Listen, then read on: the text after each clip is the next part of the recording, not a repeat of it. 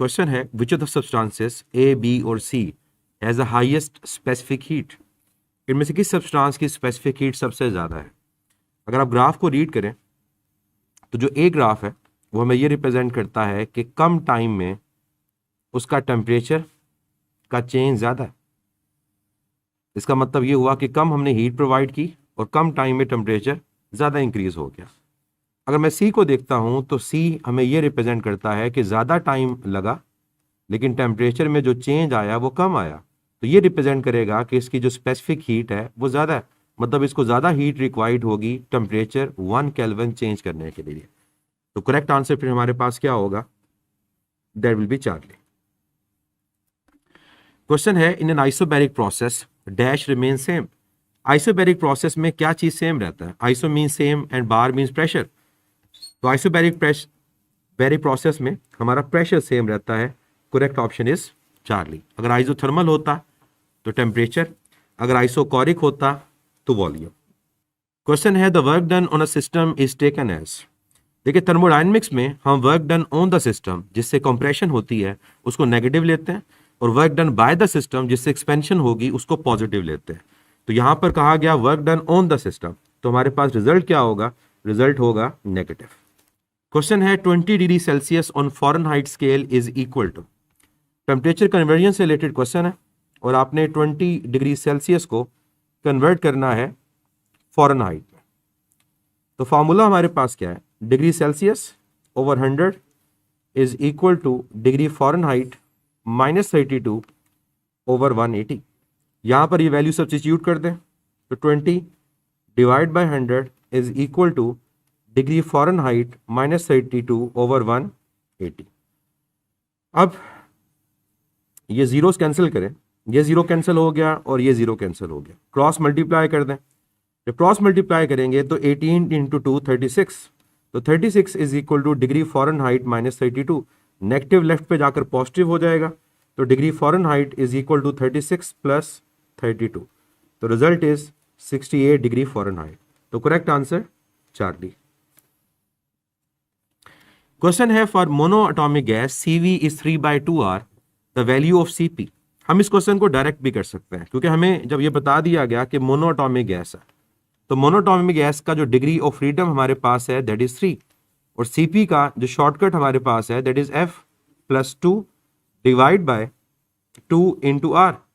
तो यहां पर डिग्री ऑफ फ्रीडम की वैल्यू पुट करें तो 3 + 2 5, तो 5/2 हमारा राइट आंसर है। लेकिन अगर आप इस मेथड से सॉल्व नहीं करना चाह रहे तो दूसरा मेथड हमारे पास क्या है, that is CP minus CV is equal to R। CV right पे जाके ऐड हो जाएगा तो CP is equal to CV plus R। तो CV की वैल्यू 3/2R, 3/2R में R ऐड होगा तो आपके पास एलसीएम है 2, 3R प्लस 2R, तो राइट आंसर इज F/2R। तो करेक्ट ऑप्शन अल्फा। क्वेश्चन है the internal energy of ideal gas is. जब गैस आइडियल होती है तो उसमें पोटेंशियल एनर्जी 0 होती है। इसका मतलब जो हमारी इंटरनल एनर्जी होगी that will B entirely kinetic energy. और कौन सी काइनेटिक एनर्जी, ट्रांसलेशनल। तो करेक्ट ऑप्शन हमारे पास यहां पर अल्फा। और आप ये भी कह सकते हो कि जो हमारे पास ट्रांसलेशनल काइनेटिक एनर्जी है उसकी जगह ये भी हो सकता था टेम्परेचर, क्योंकि average translational kinetic energy is called temperature. तो internal energy translational kinetic energy के इक्वल है या टेम्परेचर के इक्वल है। क्वेश्चन है the change in internal energy can be defined as. First law of thermodynamics, heat given to the system is equal to work done plus change in internal energy. यहां से internal energy के change को find करें तो वो heat और work का difference है।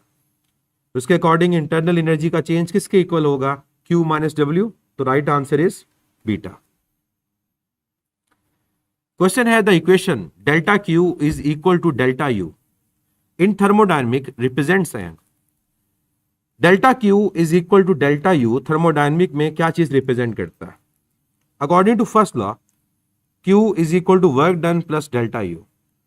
अगर हम अपने रिलेशन को देखें तो उसके अकॉर्डिंग वर्क डन की वैल्यू 0 है और वर्क डन की वैल्यू 0 तब होती है जब आपका वॉल्यूम कांस्टेंट हो, चेंज इन वॉल्यूम 0 हो और इस प्रोसेस का नाम आइसोकोरिक प्रोसेस।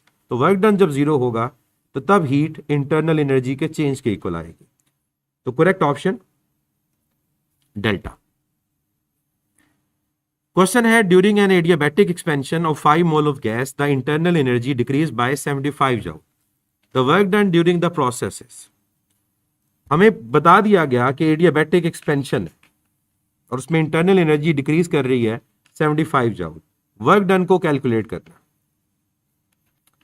जब एडियाबैटिक एक्सपेंशन होती है तो उस केस में आप लोग जानते हैं कि हमारे पास जो वर्क डन है that is equal to negative times delta U. तो work done negative delta U के इक्वल है। यहां डेल्टा यू की वैल्यू को सब्स्टिट्यूट करें। डेल्टा यू क्या है? डेल्टा यू के बारे में ये कहा गया कि वो डिक्रीज कर रही है कितनी? -75 जूल। तो यहां पर आप -75 को सब्स्टिट्यूट कर दें तो नेगेटिव नेगेटिव पॉजिटिव, तो रिजल्ट क्या आएगा? Positive 75 joule. मतलब जब इंटरनल एनर्जी डिक्रीज करेगी तो work done by the system होगा और पॉजिटिव होगा क्योंकि एडियाबैटिक एक्सपेंशन है। तो right answer is delta. Question है the heat energy absorbed by the system in going through a cyclic process shown in figure is. हमें एक साइक्लिक प्रोसेस गिवन है और यहां पूछा गया कि कितनी हीट एब्जॉर्ब होगी। यहां पर एक करेक्शन है, ये पॉइंट हमारे पास 0 नहीं, ये पॉइंट 10 है। अब आप लोग जानते हो कि साइक्लिक प्रोसेस में इंटरनल एनर्जी का चेंज 0 के इक्वल होता है। तो अगर आप फर्स्ट लॉ ऑफ थर्मोडायनेमिक्स को अप्लाई करते हो तो आपको एक चीज तो पता चल गई कि डेल्टा यू 0 के इक्वल है। तो फर्स्ट लॉ ऑफ थर्मोडायनेमिक का जो रिजल्ट है वो रह जाएगा कितना? कि Q is equal to work done. और साइक्लिक प्रोसेस में जो वर्क डन होता है वो इनक्लोज्ड एरिया के इक्वल होता है। इसका मतलब ये हुआ कि अगर हम इस सर्कल का एरिया कैलकुलेट कर लेंगे तो हमारे पास हीट फाइंड हो जाएगी। अब सर्कल का एरिया किसके इक्वल है? That is equal to pi times r square और डायमीटर की फॉर्म में पाई डी स्क्वायर बाय 4। अब यहां पर आपके पास डायमीटर की वैल्यू क्या है?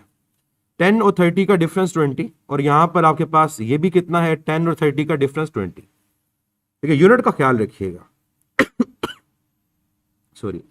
अब डायमीटर की जगह आप क्या करोगे? यहां पर d इंटू डी यूज करोगे। एक d यूज करेंगे अलोंग बेस और एक यूज करेंगे अलोंग परपेंडिकुलर।